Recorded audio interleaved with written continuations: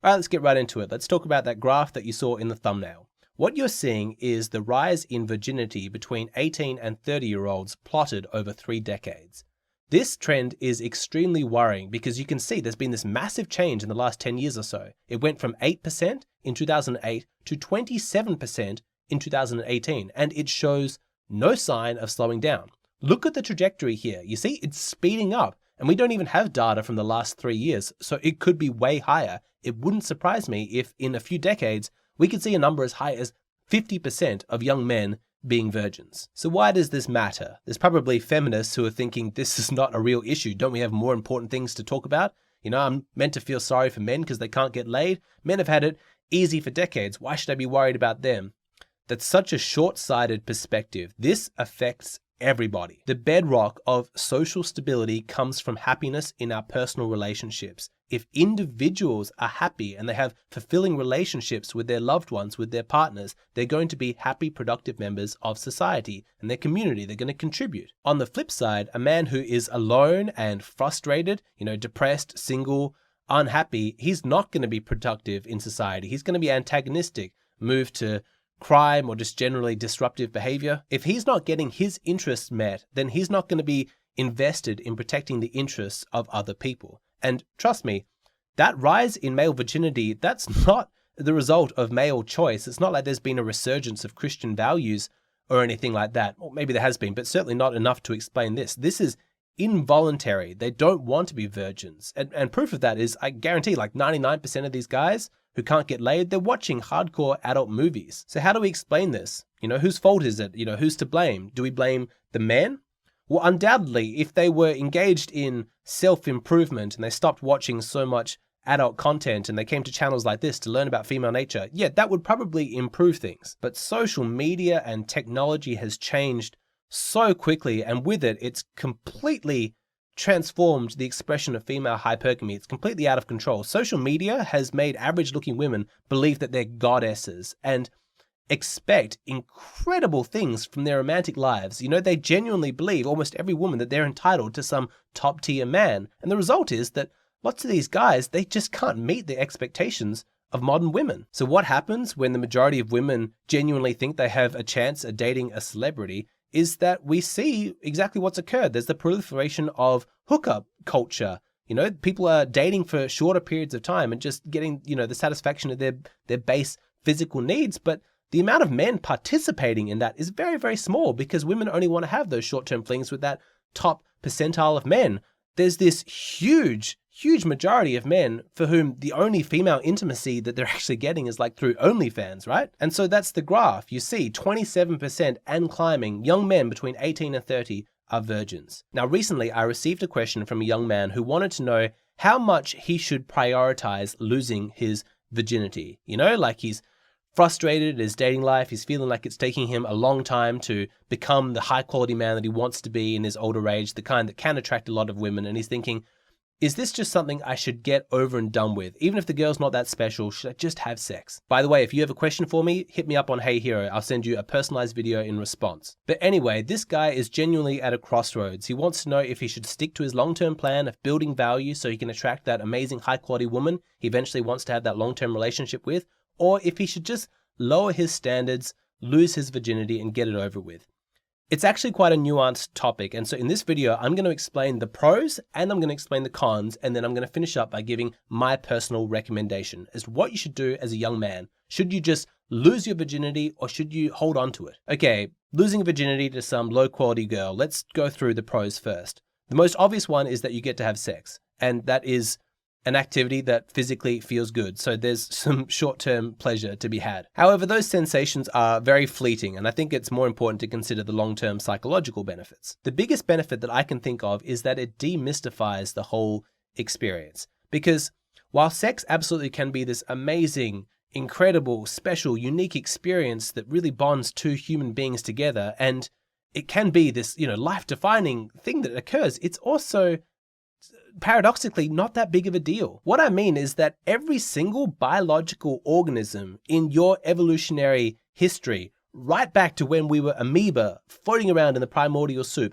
all of them In an unbroken line leading up to you, all of your ancestors had sex in some form. Once you have a frequent sex life, you realize that as a biological organism, there really is nothing more normal and natural in the entire world. The reason that you've been thinking about it so much and you've been getting hard every single morning for years, ever since you were a teenager, is all preparation for this event, which you, as a biological human, you're designed to do. You're meant to reproduce. That's what you're coded to do. It really couldn't be more normal. And once you've had that experience, it loses some of the mystery, and that can have practical benefits, right? There's less pressure attached to it. When it becomes a normal part of life and you stop making it such a big deal in your mind, it really helps whenever you're socially interacting with women. When you're still a virgin, sex can be this massive, massive thing in your mind. You know, you want to do it so badly. You can't think about anything else. Your hormones are raging, and it inhibits your ability to actually connect to women as human beings and not just view them as a potential avenue for the satisfaction of your biological desires. So you get all tense and nervous, and when you're speaking to women, you make a fool of yourself. You know, you stumble, you trip over your words because you can't concentrate. Your sexual desires are just flooding through you, and it's hard to focus on anything else. So that's one of the biggest pros that I can think of, that if you lose your virginity, even to a girl who isn't that special to you, you can demystify sex, take off some of that pressure, and then hopefully your social interactions, your dating life should be easier from that point onwards. There's also the possibility of a short-term self-esteem boost because, like as you saw in that graph, there's a lot of men who are not successful at getting laid. They're unable to do it. And so if you manage to have this experience, even if it's less than ideal circumstances, you know, that's something of an achievement. You might feel good about yourself. Yes, I did it. I'm now a man who has sex. It also frees up your mind, right? Like if you remember what it was like to be a teenage boy going through puberty, the sexual impulse is so strong. It's hard to focus on school. It's hard to get your work done. And you probably found that if you're still a virgin, even into your 20s, it's hard to really get motivated about your career goals and pursue your hobbies and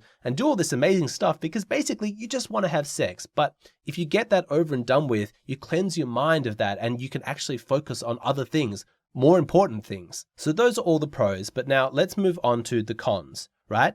Because remember, this is not some high quality woman that he's losing his virginity to. He had to compromise and lower his standards in order to have this experience. And there are going to be consequences for that. The first one that I can think of is a long-term detriment to your relationship with yourself, a decrease in your self-esteem. And I know that that might seem like it contradicted what I said earlier about oh yes, I feel good about myself because I had sex. But what I'm talking about here is that, yes, you managed to do the deed, but look who you had to do it with.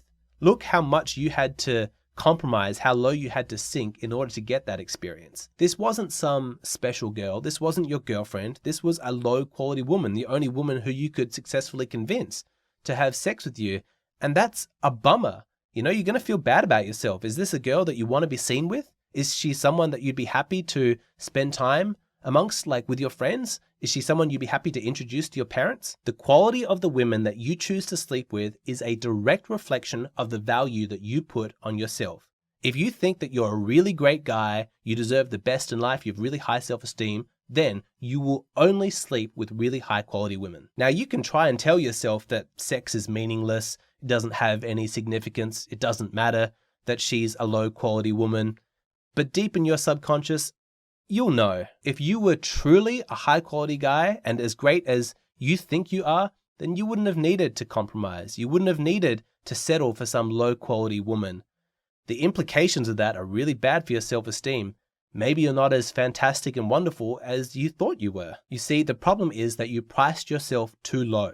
You sold yourself too cheaply, and now the bill is in, the invoice needs to be paid, and it's going to be paid by a loss of your self-esteem. You lost your virginity. You had that special experience with a girl who wasn't really worthy of you, and it's quite natural that you're going to have a feeling of regret afterwards. When it's your first time, that's really hard to get away from because everybody remembers their first. It's going to be embedded in who you are forever. It's a huge milestone, and that beautiful, amazing, intelligent, high quality woman that you're going to, marry sometime in the future and have children with, you're going to need to tell her about your first time, about the girl that you did lose your virginity to. So ask yourself, is it going to be a story that you're proud of?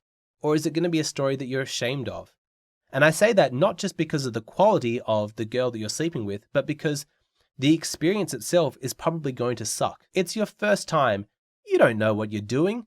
It's awkward, it's nervous, it's embarrassing, it brings up a bunch of insecurities. Now, none of that is a problem if the first time is with a girl who you trust, who you love, with a long-term girlfriend, because you can navigate all of those nerves and all of that awkwardness together. That's fine. Then it's a bonding experience. It's something that you're discovering as a couple. If you lose your erection halfway through, if it's with your girlfriend, that's okay. Give it a couple of minutes and then you can try again. No pressure. If you get really nervous and you try making small talk in the middle of it, yeah, that's a bit weird that you tried to do that, but you can laugh it off. It's not a problem. You're with a girl it's safe to experiment with this stuff. But if it's a one night stand when you're drunk and it's with some trashy girl and the experience is a disaster, that's not going to be a safe environment to experiment with. You blew it. And you're going to feel awful about it. You're going to have a negative opinion about sex. You might be scared to try it again. The likelihood of you being a mega stud, like really gifted at lovemaking in your first time is practically zero. Everybody's pretty hopeless and awkward when they first start out, but you learn these skills. And ideally you learn them, with a girlfriend, somebody who you can talk all of this through, all of your nerves, and you can experiment together. That's fine. That's natural. You get better with practice and feedback, and there's no expectation from your girlfriend that you be perfect. You can support each other, and whatever mistakes are made, working through it is a bonding experience. It'll bring the two of you closer together. And so now to my personal opinion as to what I would recommend if a man says, should I just lower my standards, lose my virginity, and get it over with? In case it's not already clear, I think that the cons vastly outweigh the pros. Do not compromise the quality of women that you spend time with, certainly that you sleep with, and certainly who you lose your virginity to. Remember, who you sleep with is a direct reflection upon you, and you need to protect your own self-image.